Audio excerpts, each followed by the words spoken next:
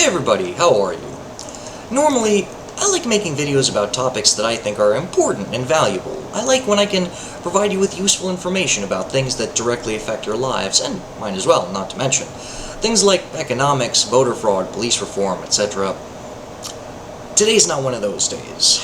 Today, I've got to talk about silly, stupid nonsense. And the reason I have to do that is because Fox News and the MAGA Republican Party have managed to convince people that global warming, for example, is a hoax, despite Florida sinking into the ocean on one side of the country while California is bursting into flame on the other.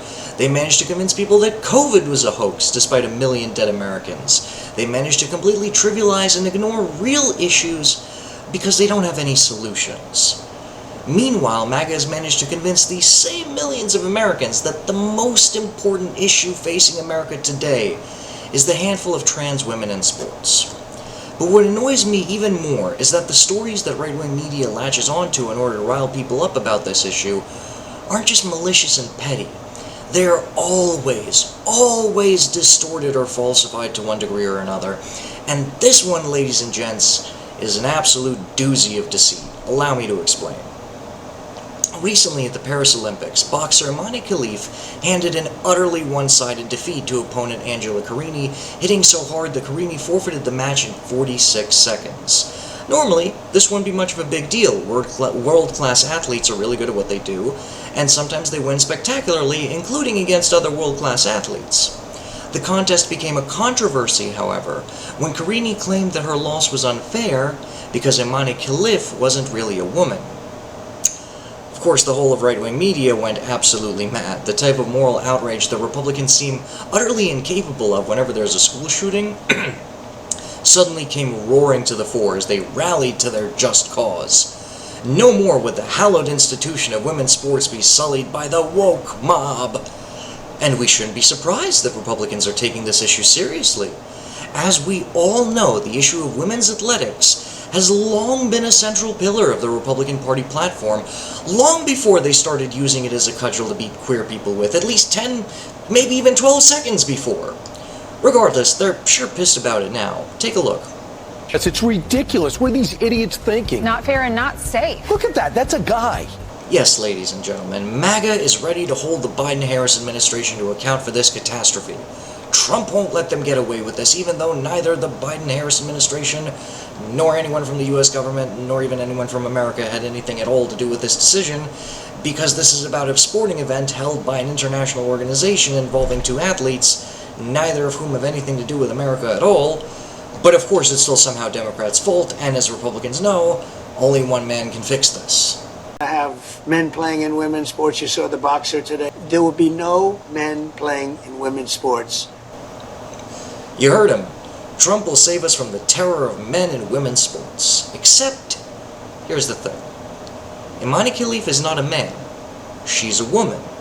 And I'm not saying that because I'm a woke mind virus-infected libtard who's going along with the whole trans identity thing, though, to be clear, I absolutely do accept that trans people are who they say they are and should be accepted and allowed to live as their gender identity directs them to. I've had quite a few trans friends. I know what they're experiencing is real, and the way society treats them both disgusts and infuriates me, but that's besides the point because Imane Khelif is not trans. At all. She's not intersex, non-binary, genderqueer, or even lesbian. She's a woman. Born female. Lived her whole life as a female. Has all of her original female parts. The whole 9 yards. In fact, in Khelif's home country of Algeria, all forms of LGBTQ identity are illegal and punishable by prison time. Not exactly a hotspot for the whole woke mind virus, right? So, yeah, Imane Khelif is a woman. By the way, I hope you all noticed the way those Fox News talking heads immediately went after Khelif's looks. Because she didn't look a certain way, there was no possible way that she could be female. Look at that, that's a guy, one of them said. Firstly, you don't refer to human beings as that.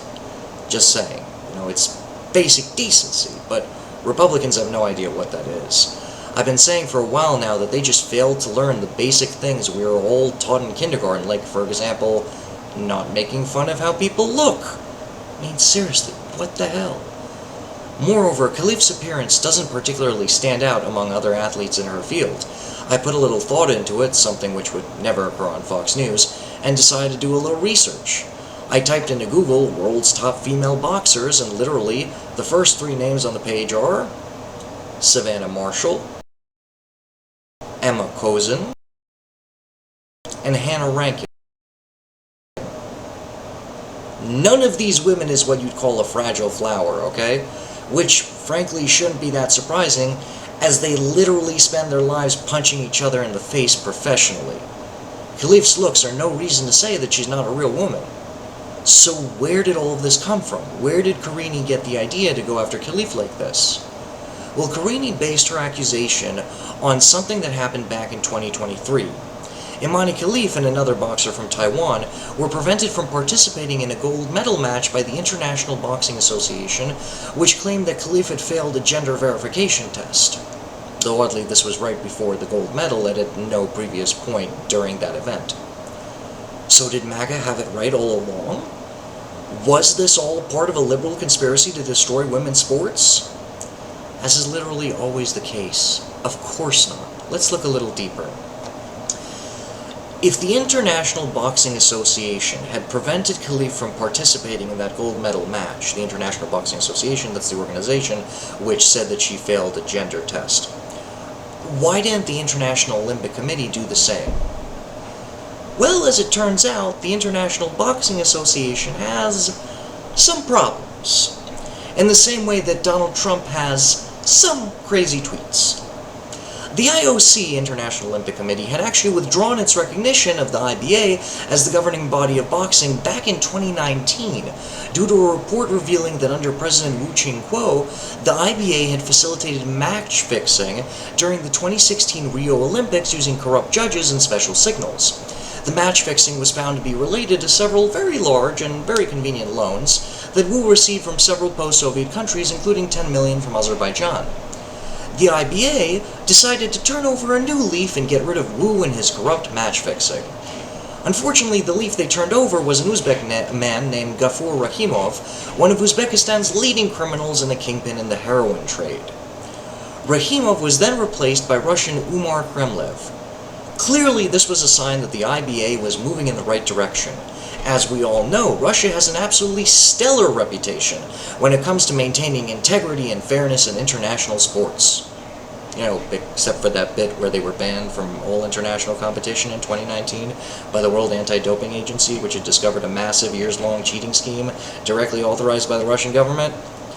And that was before the whole invade a peaceful neighbor and commit genocide on their population thing, which the international sporting community tends to frown on.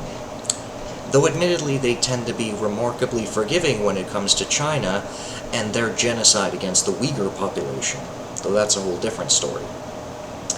Anyway, let's just say that Kremlev was maintaining the highest standards of Russian sportsmanship when the IBA barred Khelif from participating. Surely it had nothing at all to do with the fact that Khelif had just defeated Russian boxer Azalia Mineva. And it's not suspicious at all that Khelif had been participating in professional boxing for years, improving her skills across a variety of gradually more skilled opponents, without ever having any issues, questions about her gender, or accusations of unfairness from other athletes. It's also totally kosher that the IBA never released the results of the test that Khelif supposedly failed, nor did they even clarify what type of test it was. There's plenty of speculation online that it might have been chromosomal, or based on testosterone levels, or something else. But that's literally just guessing. There's also speculation that Khelif might have DSD, disorders of sex development, which is a catch-all term to describe a series of conditions where sexual development in some way doesn't follow the usual course, either in genes or anatomy or hormones. It's a broad category that's thought to affect about 2% of the population. But again, that's literally guessing. Khelif has never come out as having any such condition, nor does she have any medical history that confirms this condition. Nor has any other sporting body that's not run by bribe takers and heroin dealers found any problem with her whatsoever. So at the end of the day, what do we have here? What is this actually about? This is frankly just a case of a sore loser. Carini got her ass handed to her because the other fighter was just better, and she handled it in a way that was deeply unsportswomanlike. However, Carini managed to regain some honor by later apologizing for her unfounded accusations. Unfortunately for our democracy, there is precisely zero chance that any of the Republicans screaming about this over the last few days will ever show the level of maturity and integrity that Carini did when she apologized. They will never stop. They will never admit they were wrong. They will never admit that they were lying. MAGA Republicans will continue to use every opportunity to demonize trans people.